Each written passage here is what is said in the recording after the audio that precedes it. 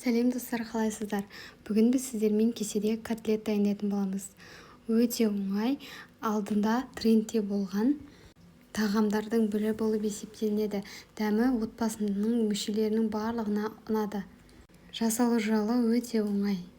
Рецептің толық құрамдарын төменде описание бөлімінде жазып кететін боламын.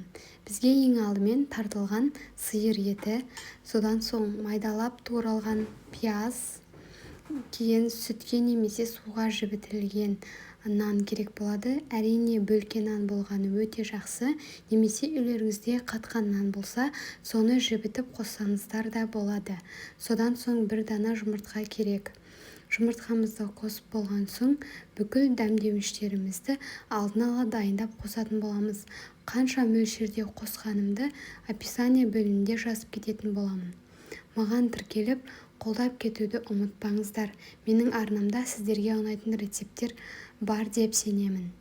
Төменде комментария бөліміне өз пікірлеріңізді жаза кетіңіздер. Міне көріп тұрғандарыңыздай осылай жақсылап біркелкі етіп араластырып мұжып аламыз. Содан соң 10 минуттай ұрғылап дайындап алатын боламыз.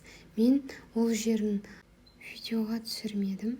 Содан соң дайын болған жаңағы котлетіміздің салмасын бір шетке алып 4 бөлікке теңдей етіп бөліп алатын боламыз. Сіздер үйлеріңізде қанша кісі бар, соларға қарай көлемін көбейтіп жасап алсаңыздар болады. Сіздерге ұнайды деп сенемін. Мен 4 кісіге арнап дайындадым. Содан соң осылай барлығының үстін басып шығатын боламыз. Көріп тұрғандарыңыздай бір тегіс етіп басып шығатын боламыз. Әрине, сіздер алдын ала кесеге май жағып алуды ұмытпаңыздар. Сол кезде котлеттеріміз өте жеңіл, оңай алынатын болады. Біздің үйде бір тегіс ұзын ортасын басатын зат болмағандықтан осылай кішкентай бокалмен басып шықтым. Содан соң қолымдың көмегімен ортасын кеңірек етіп жайып алдым. Жан-жағына пилайдың жеткізіп алатын боламыз. Міне осылай бастырып шыққан соң үстін ортасын осылай пилайдың астына қарай жылжытып шет-шетін толтырып котлеттерімізді шет-шетіне шығарып істеп алатын боламыз. Сол кезде ортасына салатын салмамызды салып дайындап алатын боламыз. Бұл ерекше рецепт болып табылады, өйткені қазір сіздерге бір құпиясын айтатын боламын. Видеоны соңына дейін көріңіздер.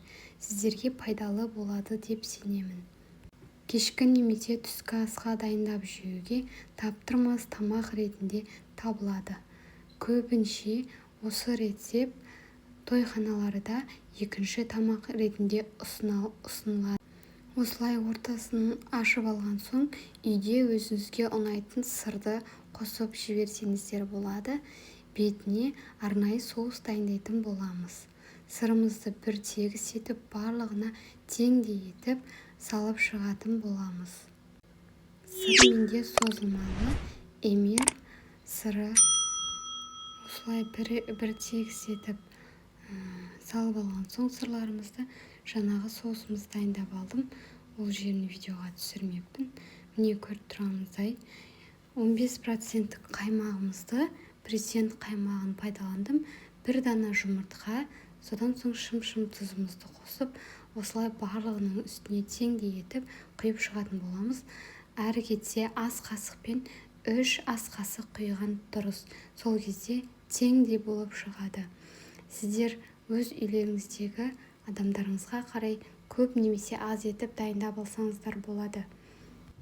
Осылай дайын болған соң бетіне қызанақ және көк шөптер себулеріңізге болады.